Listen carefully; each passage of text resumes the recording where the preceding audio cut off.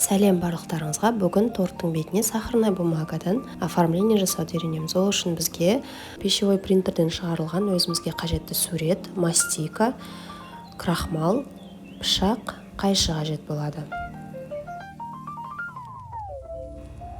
Ең алдымен біз қатып тұрған мастиканы азғана бөлшегін алып, қолымызбен жұмсартып аламыз. Одан кейін мастиканы жаятын жеріміз таза болу керек. Алдын ала спиртпен сүртіп алсаңыздар болады. Енді мастиканы қолмен жұмсартып, крахмалды сеуіп, жұқалап жайып шығамыз. Мастикамен жұмыс жасағанда қолыңыз таза немесе қолғаппен жұмыс жасаған дұрыс. Мастика дегеніміз ол қантты қамыр.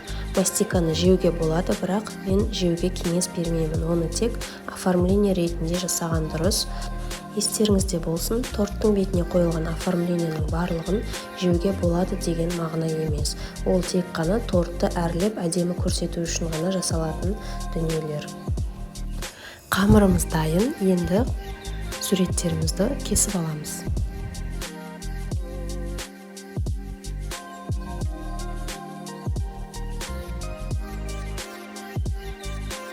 Енді кесілген суреттерді мастиканың бетіне жапсыратын боламыз. Ол үшін бізге су және кесішка қажет болады, бірақ суреттерді сулаған кезде абай болыңыздар. Бетіне тиіп кетпеу керек, өйткені краскалары ағып әдемі болмай қалады. Осылай видеода көрсетілгендей әдемі етіп жайғастырып, жабыстырып шығамыз.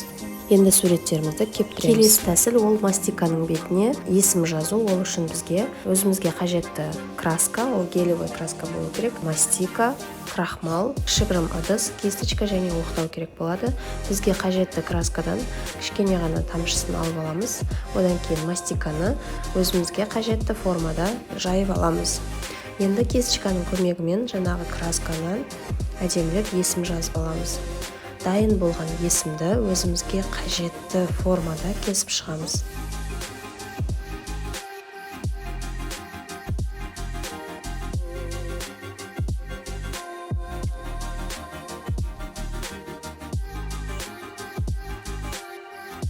Есімді өзімізге қажетті формада кесіп болғаннан кейін де қолмен кішкене жан-жағын жөндеп жіберіңіздер. Осымен есіміміз дайын.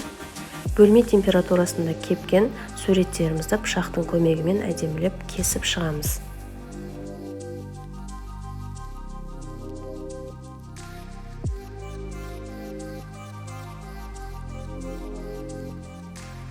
Осымен біздің сахарный бумагадан және мастикадан жасалған оформлениеміз дайын.